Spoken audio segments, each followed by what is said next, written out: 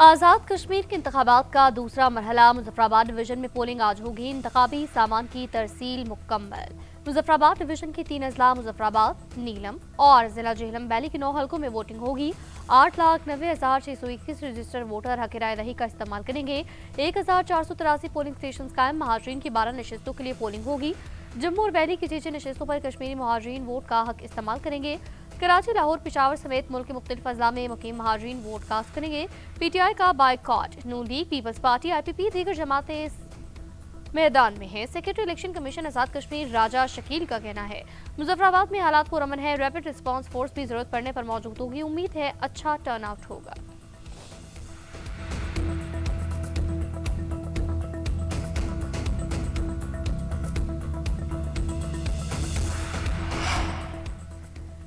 जमहूरियत ही बेहतरीन निज़ाम हुकूमत है। हुक्मरानी का हक सिर्फ अवाम को हासिल है। सदर मुस्लिम लीग नून की वज़ीर आज़म शहबाज शरीफ से मुलाकात में गुफ्तगू। कहा सियासत में शाइस्तगी जरूरी है, तलखियों से बचना चाहिए, इख्तलाफात नजरियात के होने चाहिए, अना का मसला बनाना दुरुस्त नहीं।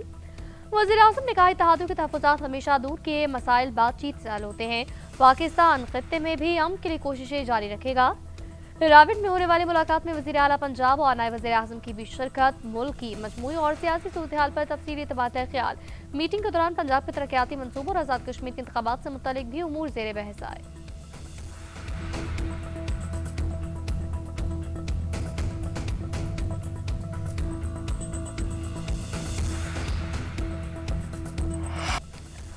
आसिफ अली जरदारी के एक बार खुददार फरमा रहे हैं ये सिस्टम खत्म हो चुका और खुददार का कह रहा है सिस्टम आगे चलने के काबिल नहीं रहा। इस सिस्टम में तुमने 30 साल का सफर 3.5 साल में तय किया। तुम किधर से चले और अब कहां पहुंच गए हो? अब तुम्हें आकर पता चला है कि सिस्टम बिल्कुल खराब है, ये चल नहीं सकता।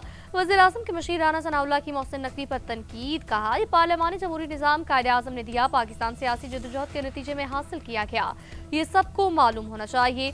हटिया वाला आज़ाद कश्मीर में जलसे से खिताब में राना सनाउल्लाह की बिलावल पर भी तनकीद। कहा अगर वज़ीर आज़म फॉर्म 47 से बने तो फिर सदर ने जो वोट लिए वो किस फॉर्म के थे?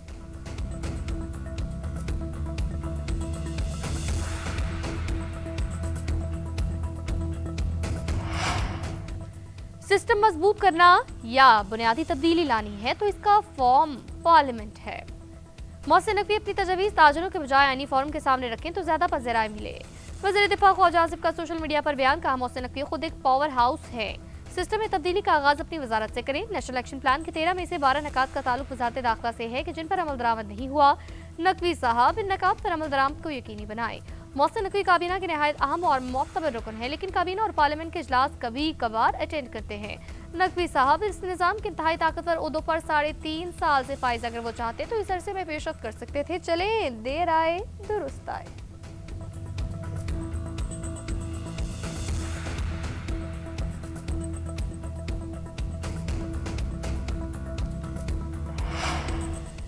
नए सूबों की बात गैर आईनी है। मोहसिन नकवी ओहदा छोड़ दें। गैर आईनी बयान देने वालों को अहम ओहदों पर नहीं होना चाहिए। क्या 22 सूबे बनाकर आपको 22 वज़ीर आला चाहिए? जो हो रहा है पाकिस्तान की जमहूरी फजा को खराब करने की एक साजिश है। पीपल्स पार्टी सिंध के सदर निसार खोड़ो की प्रेस कॉन्फ्रेंस। कहा पाकिस्तान में साजिशों की तवील तारीख रही, सियासी जमातों की हुकूमतों को कभी भी आईनी मुद्दत पूरी नहीं करने दी गई। पीपल्स पार्टी डारुमा सईद गनी का कहना है कि सिंध में नए सूबों की जरूरत नहीं, ये पंजाब के ऐलान का मुतालबा है। आइन के मुताबिक नए सूबे बनाने का इख्तियार सिर्फ मुंतखब असम्बलियों को हासिल है। सिंध के नुमाइंदे कह चुके उन्हें कोई नया सूबा नहीं चाहिए। मुस्लिम लीग नून ने तमाम हुकूमतें दामदी के जरिए हासिल की। नवाज शरीफ, शहबाज शरीफ, मरियम नवाज हारे हुए हैं जो खैरात की सीटों पर बैठे हैं। कोई मैंडेट पर डाका डालेगा तो हम तो बोलेंगे, इनके चेहरे पर से पारसाई के पर्दे तो हम उतारते रहेंगे।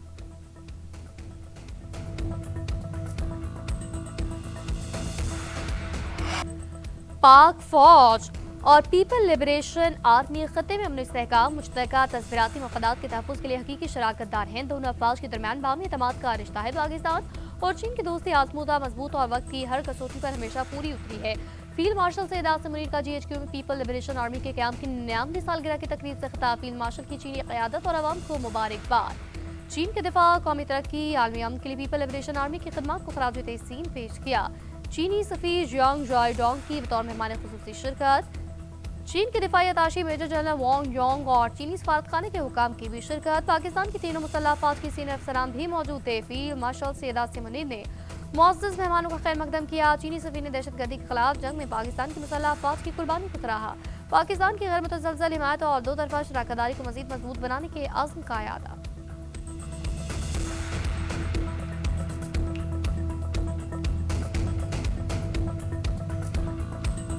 ईरान और अमेरिका के दरमियान कशीदगी में इजाफा। अमेरिकी सदर का ईरान पर ताज़ा हमलों का हुक्म। वॉल स्ट्रीट जर्नल का दावा। रिपोर्ट के मुताबिक अमेरिका और इसराइल ईरान की तवानाई तंजीबात पर हमले का मंसूबा बना रहे हैं। हमले हफ्ते के इख्तिताम तक किसी भी वक्त किए जा सकते हैं और चंद दिन जारी रहेंगे।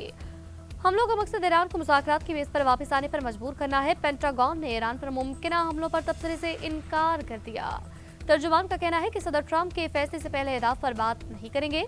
सदर की हिदायत पर किसी भी वक्त कार्रवाई के लिए हम तैयार हैं।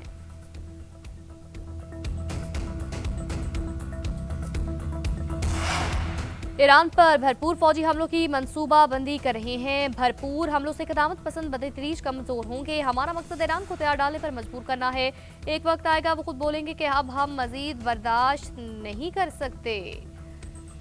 अमरीकी सदर ने कहा, ईरानियों के मुज़ाकरात का तरीकाकार मुझे शदीद गुस्सा दिलाता है। ईरान जो काम 10 मिनट में कर सकता है वो काम 7 घंटे में करता है। डील का एतमाद कमजोर पड़ रहा है। ईरानी झूठ बोलते हैं, वादों से मुकरते हैं। इनकी फजाइया बहरिया फजाई दिफाई निज़ाम तबाह हो चुके हैं। ईरान को जौहरी हथियार हासिल नहीं करने देंगे।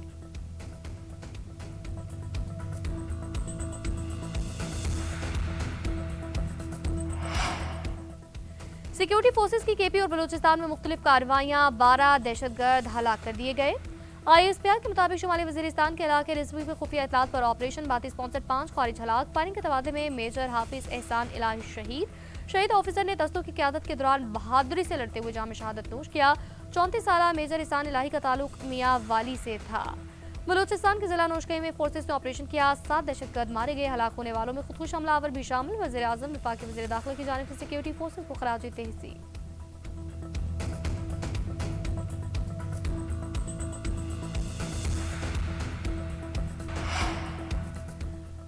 जंग में फतह हासिल कर चुके हैं। इस कामयाबी को मजबूत और दस्तावेजी शक्ल देना होगी।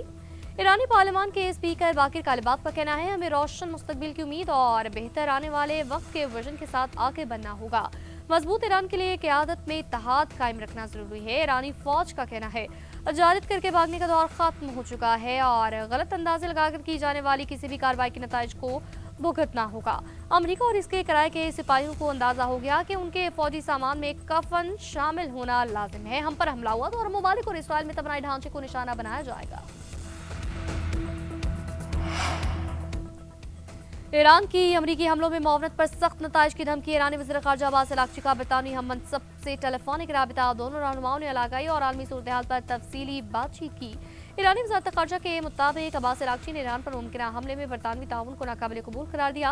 कहा, किसी दूसरे मुल्क पर हमले के लिए किसी रियासत की सरजमीन या तनसीबात का इस्तेमाल जारियत तस्वुर हो सकता है और ईरान को अपने दफा का हक हासिल होगा। बरतानवी सभी का कहना था, बरतानिया ईरान के साथ जंग का हिस्सा नहीं, कशीदगी कम करने के लिए सफारतकारी का मौसर रास्ता अपना रही है। UAE के वज़ीर ख़ारजा से मुलाकात में कशीदगी कम करने और आबने हामुस में जहाजरानी की आज़ादी पर बात हुई।